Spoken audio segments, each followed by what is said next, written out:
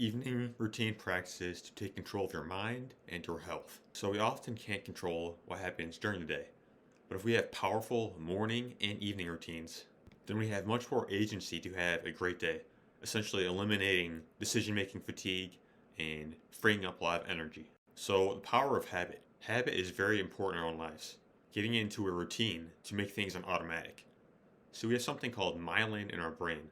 Now this acts as a nerve coating which makes things happen faster, responsible for memory. And the more and more we do something, the more myelin we build around our nerves for that activity. So responsible for signal transduction and making you better and faster at that activity.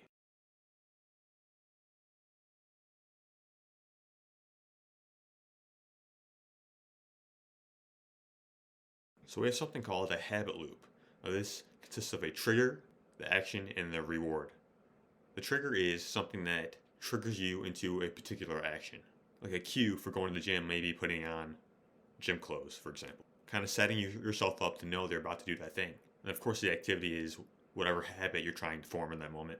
And then the reward afterwards is the benefit that you get out of it. This lets you know that that thing was worthwhile and actually making your life better in some type of way.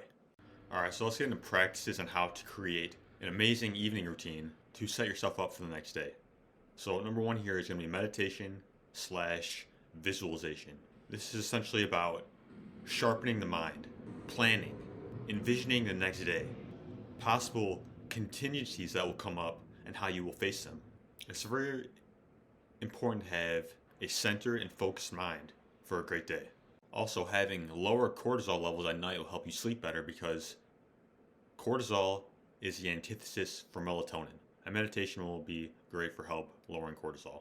So while you're visualizing things as they already happened, as they're already in your life.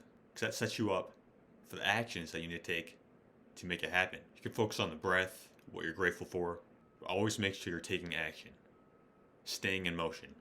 Alright, so number 2 here is journaling. There's something about putting pen to paper, getting your thoughts out of your head, setting yourself up for the next day. It's not the exact same thing as typing. There's many ways to do this. You can do gratitude journaling, you can focus on your goals. What I like to do a lot is buy pre-made journals. So there are people who had created journal formats. Like one I went through is the Freedom Journal recently. And that's basically about 100 days to achieve your number one goal, and it goes through different questions and plans throughout that. I like to circle through journals. Number 3 here is reading or some form of learning.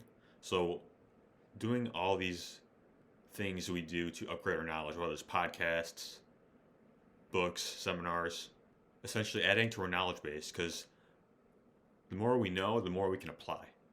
The more we apply in our lives, the better we get. Knowledge is not power. Knowledge applied is power and wisdom.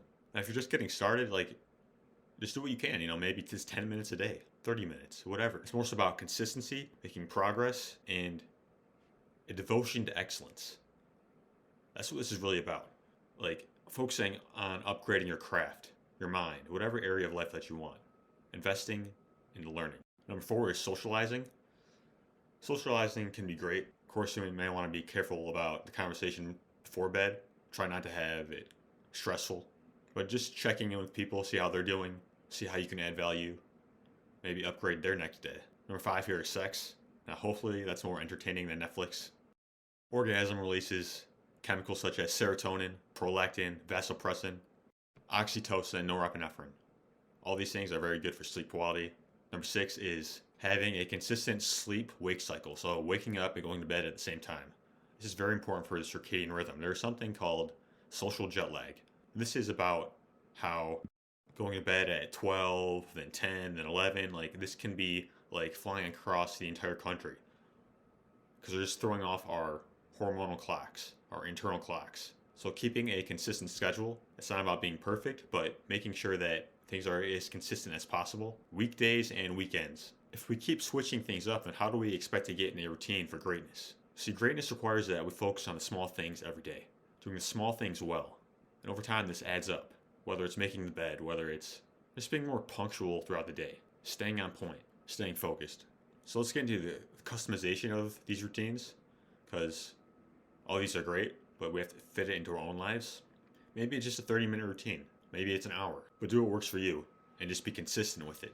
Also, you can schedule your routine. Like, you know that at this particular time, this is where you're going to do your certain activities to set yourself up for the next day. So stop watching TV at a particular time and just invest in yourself for the next day. You can combine a lot of these practices so it can take less time and also have a synergistic effect. One point I want to make here is about like electronics before bed. For one, on the health side, all this blue light that emanates disrupts our cortisol levels and our melatonin levels and circadian rhythms at night. We're not designed to have these high amounts of blue light. So if you can invest in things like blue light blockers or certain softwares like Iris Tech, these basically help mitigate the health effects of blue light, but still not perfect. It's still like a supplement. You want to kind of avoid these as much as you can at this particular time. In addition, like doing mindless activities at that time could potentially lead you to a day of distraction in the next day. We often wake up thinking about what we thought the night before. Maybe you check the news first thing. Maybe you have someone you need to do, checking emails, like basically starting your day in a state of stress and putting you and your goals on the back burner. We wonder why we're not where we want to be. Like, these things matter. And the thing is, like, when you show up for yourself, you're able to show up for everybody else even better. Becoming the greatest version of you.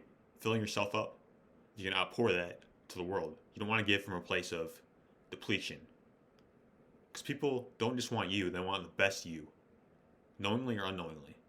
In order to do that, we have to take care of ourselves, implement certain practices to make sure we are our own best.